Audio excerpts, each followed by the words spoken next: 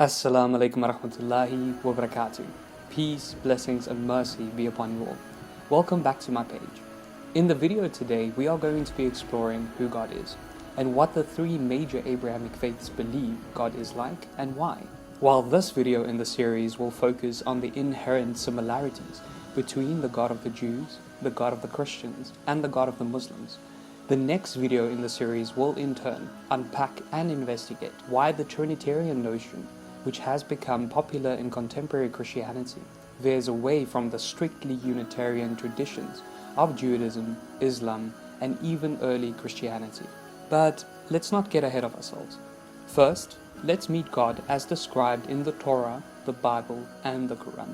Just like there are various branches of Christianity, for example, Episcopalian, Charismatic, Dutch Reformed, etc., there are various different branches or traditions within both Judaism and even Islam. What we need to remember at all times is that these deviations are man-made inventions, distinctions drawn after the relevant revelations and not decreed by God in any of the three major Abrahamic faiths. It is not God who decided that faith be practiced according to one of the following X number of streams. Man came and segregated the broader religious community into those who thought like one another and essentially formed cliques. So, it is our responsibility in seeking God to look beyond the man-made divisions at all levels and to return to the source text to establish what it is that the different factions can agree upon and what is truth according to God, untainted by the temptations and tendencies of man to want to categorize, organize, and draw distinctions between what he perceives to be different, one from another. Where I'm going with this is simple. There are many ways or streams of practicing Judaism. For example, Hasidic Judaism, Orthodox Judaism, Conservative Judaism, etc. All these different self-categorizations applied by those who practice the faith do not undermine the essential quality of the identity of God as one, as singular, as wholly deserving of worship. Though the different sects may differ in other matters, the Jewish understanding of God as one is, to quote Dr. Lawrence B. Brown, relatively concrete.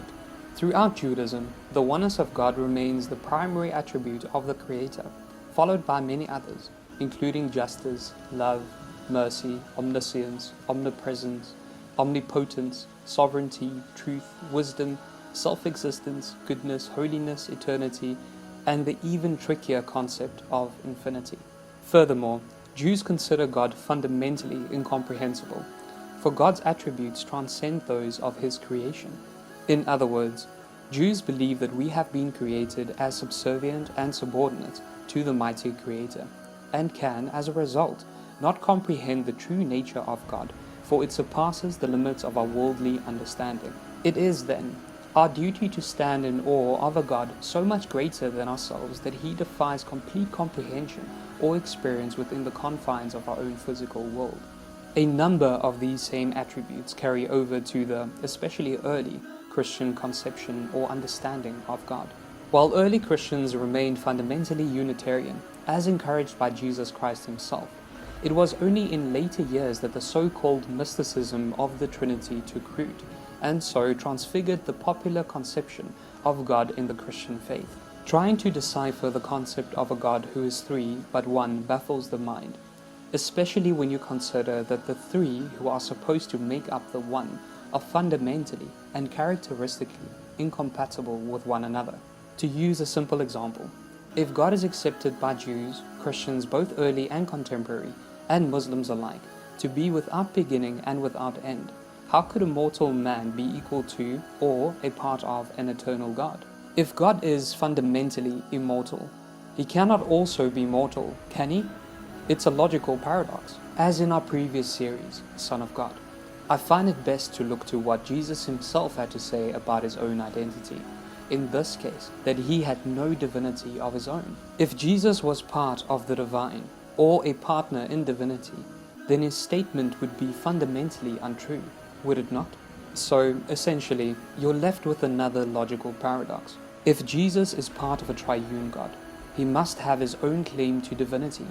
But, if He is a part of a triune God, He must also be, as God and His wisdom are declared to be in the New Century Version's translation of James chapter 3 verse 17, fair and honest, or, more to the point, the wisdom that comes from heaven does not pretend to be what it is not.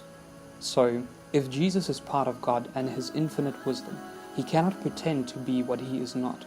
In other words, if Jesus is part of a triune God, He must be both truthful and divine. But according to the man himself, He has no claim to divinity. For references, please see below.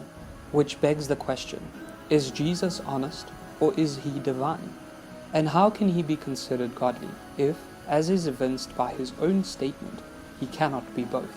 This may seem confusing at first, and that's because it is. In order to accept that Jesus is part of a triune God, one must blatantly defy the assertion made in Titus chapter 1 verse 2, that God never lies.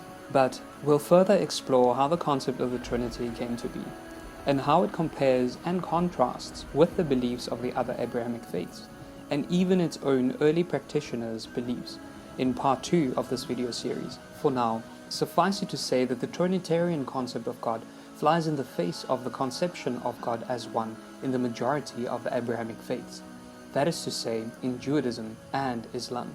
So, who is God in Islam? In Islam, God is He who has power over all things, He who encompasses all things in His knowledge, the one to whom belongs whatever is in the heavens and whatever is on the earth, for He is ever self-sufficient and praiseworthy. God is thus fundamentally conceived of as all-knowing, all-powerful, and self-sufficient.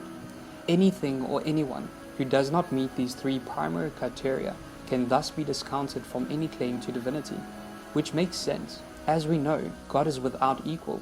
While Muslims thus accept and even celebrate Jesus, peace and blessings be upon Him, as a messenger of God, we do not believe that Jesus can be God, for the simple reason that He is not all-knowing, He is not all-powerful, and He was not self-sufficient. Make sense? Ultimately, then, the Jewish, early Unitarian Christian, and Islamic conceptions of God have far more in common than contemporary mainstream media would have you believe.